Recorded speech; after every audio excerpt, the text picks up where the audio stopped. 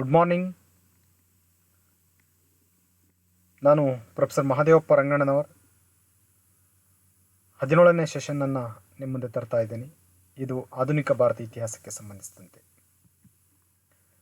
The doctrine of lapse, its aims and the terms. ದತ್ತು ಮಕ್ಕಳಿಗೆ ಹಕ್ಕಿಲ್ಲ ಪದ್ಧತಿ, ಇದರ ಗುರಿ ಮತ್ತು ನಿಯಮಗಳು. The doctrine of lapse, its aims and its the terms contains the background, meaning, aims, terms. Background. The doctrine of Lefse was another means of Dalhousie to extend the British Empire in India.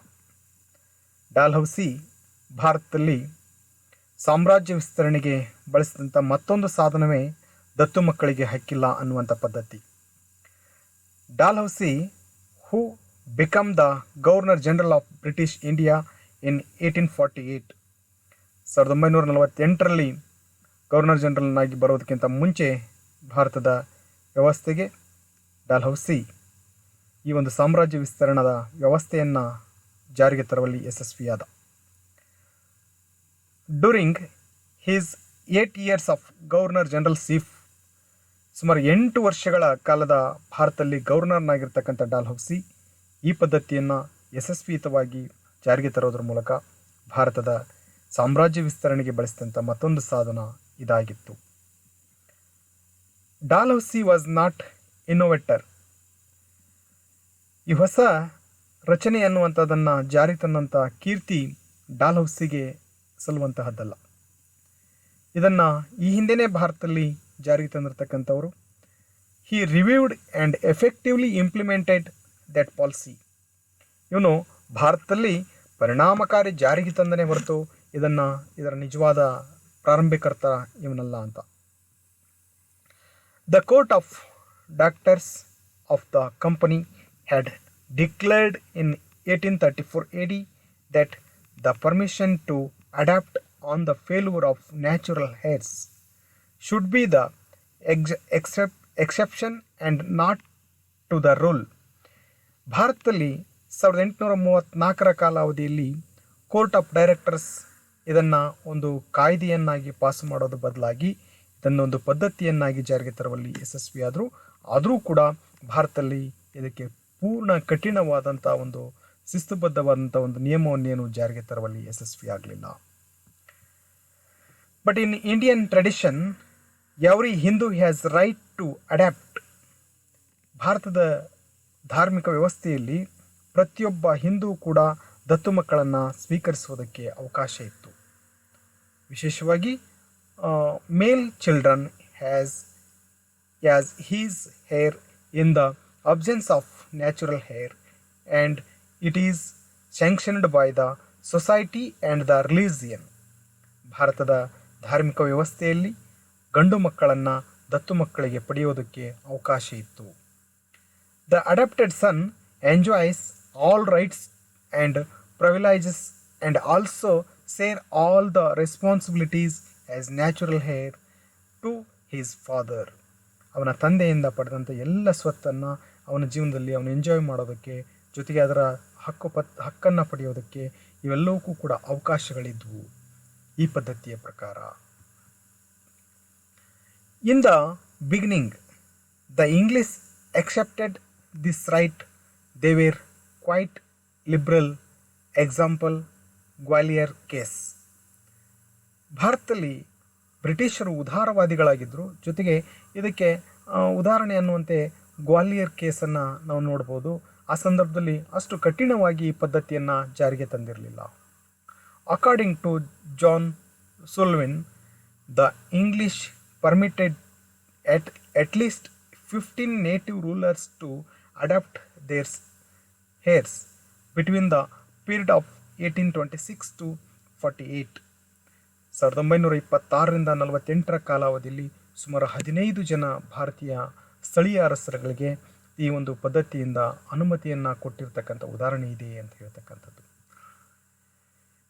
In some instance they refused this right for Example, Jhansi Ramchandra Rao case in 1835.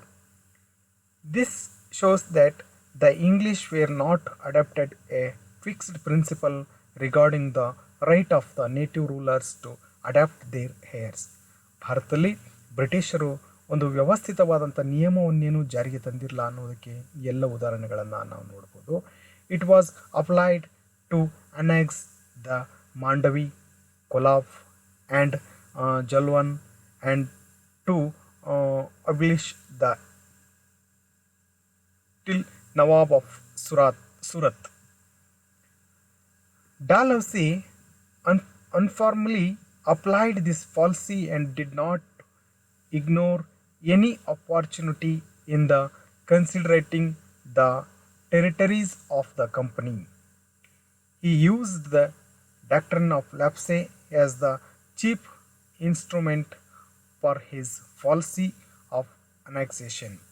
ಭಾರತದಲ್ಲಿ Dalhousie ಈ ಪದ್ಧತಿಯನ್ನು ಭಾಳ ವ್ಯವಸ್ಥಿತವಾಗಿ ಒಂದು ವ್ಯವಸ್ಥೆಯನ್ನಾಗಿ ಜಾರಿಗೆ ತರುವಂಥ ಸಂದರ್ಭದಲ್ಲಿ ಒಂದು ಸಾಧನವಾಗಿ ಬಳಕೆ ಮಾಡಿಕೊಂಡ. He applied it to the Indian states likes Satara, Sambalpur, Jaipur, Bhagat, Udaipur, Jhansi, Nagpur. Meaning of doctrine of lapse.